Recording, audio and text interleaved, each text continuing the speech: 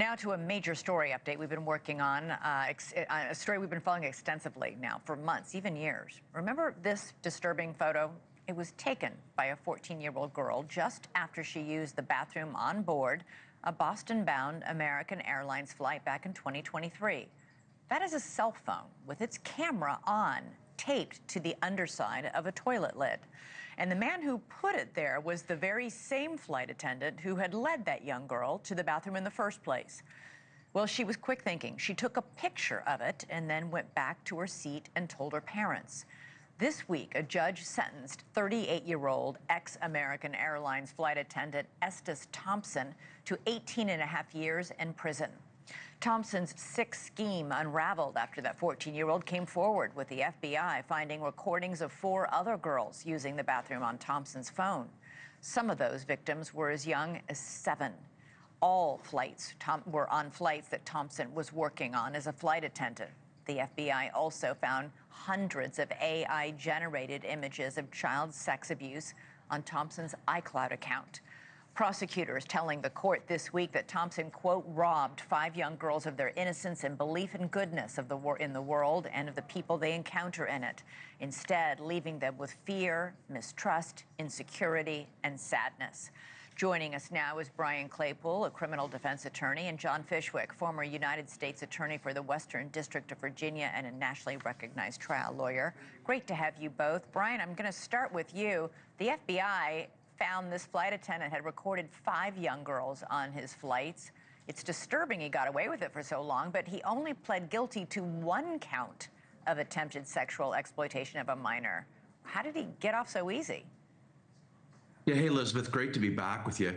First thing I want to start with is I've represented over 150 victims of child sexual abuse over the years, and this is a form of sexual abuse when you exploit minor children by filming them like this. And it's also an invasion of their privacy rights.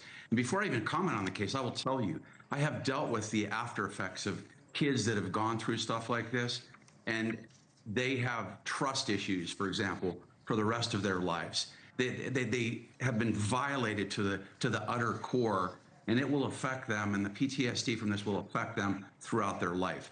That said, look, at the end of the day, I've seen this happen in sexual assault cases where the DA's got 5 or 6 kids and they only charge with 1 or 2. I don't think that takes away from the amount of time that he's going to serve in jail. I mean, 18 years, it's federal sentencing. He's not going to get out before he served 15 or 16 of those years. So I do think the punishment is stiff enough. John, this 14-year-old girl whom this flight attendant directed to the airplane bathroom where he had set up his phone, this girl was really smart. She saw the phone, it was taped with airline tape, and she took a picture of it. She thought to take a picture of it with her own phone, which she, thank goodness, had with her, and then went back to the seat to tell her parents. When this flight attendant was confronted by the parents and other flight attendants, he locked himself in the bathroom and tried to erase everything from his phone. It shows he knew he was caught and was trying to cover up the crime. Absolutely, Elizabeth. He was a very sneaky predator. He had a plan of getting young girls into a bathroom where he would, in a disgusting fashion, film there. But hats off to this young girl, 14 years old. She has enough heads up and intelligence to go, this doesn't smell right. This doesn't look right.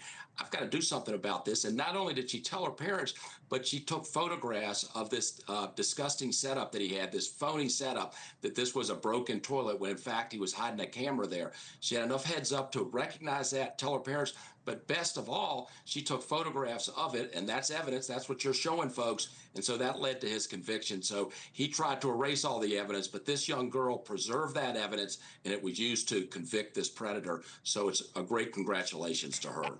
And John, it goes without saying that if she had just gone back to her seat and told her mom and dad, I think I saw a cell phone tape to, it might have been like, oh, honey, surely you didn't see that because it's so strange.